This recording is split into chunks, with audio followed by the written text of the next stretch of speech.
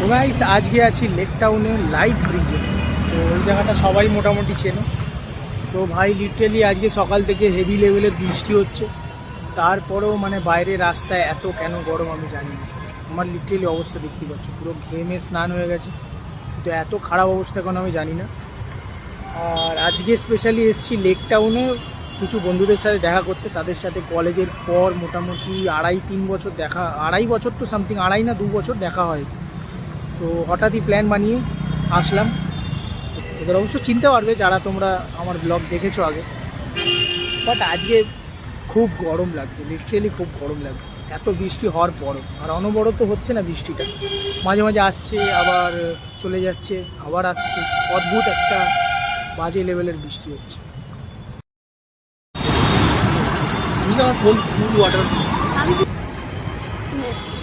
তো বন্ধুরা, আমার বন্ধুগণ সবাই already heard.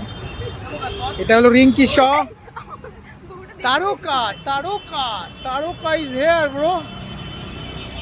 He got a video of the fucking rain. বৃষ্টির ভিডিও নেওয়া হচ্ছে এখানে।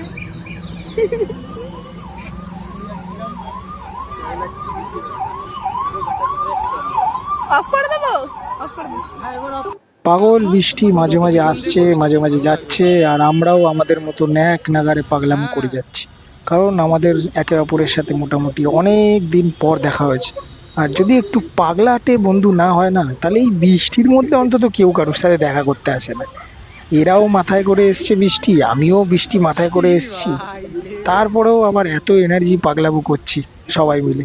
মজাও আসছিল অবশ্য। বৃষ্টির মধ্যে এই পাগলামো করার, আড্ডা মারার একটা আলাদাই মজা পাই, এটা যে করে সেই জানে।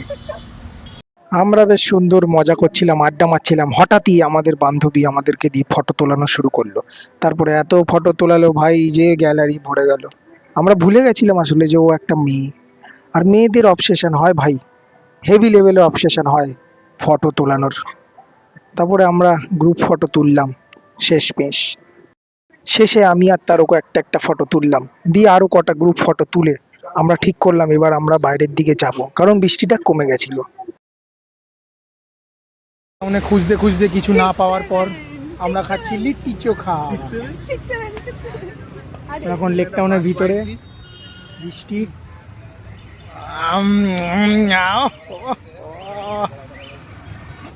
লিট্টি চোখা খাएंगे, টিং টিং টিং টিং। খা ভাই খা। গরম গরম।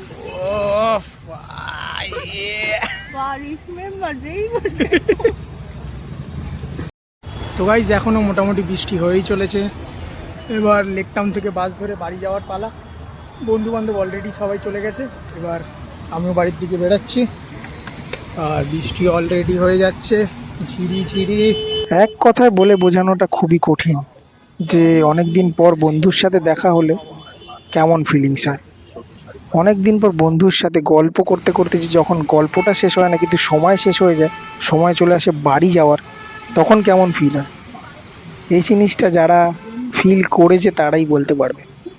এটা বলে বোঝানোর মতন জিনিস না ভাই। কিন্তু যদিও সময়টা তো আর কারোর জন্য থাকে না, বাড়ি তো যেতেই হতো। তো আমরা বাড়ির দিকে বেরিয়ে এসেছিলাম, আর বৃষ্টিও খুব জোর হয়ে গেছিল। মাঝে খুব জোর হলো, তারপরে আবার থামলো, তখন আবার এরা বাড়ি চলে গেছিল। তো আমাকে বাড়ি গিয়ে আবার এই যে ভিডিও পাঠিয়েছে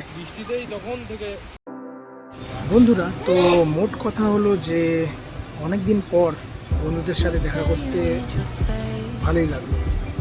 কারণ এই দেখতেই পাচ্ছ সারাদিন দোকানপাট কাজ করতে করতে সময় পাই না। ইচ্ছা তো করে দেখা করতে অনেকের সাথে, কিন্তু তাদেরও সেম কিছু না কিছু কাজ, আমারও কাজ। এই কাজে কাজে আর সময় হয়ে ওঠে না দেখা করার কারণে। তো এতদিন পর দেখা করে পুরনো বন্ধুদের সাথে খুব ভালো লাগলো।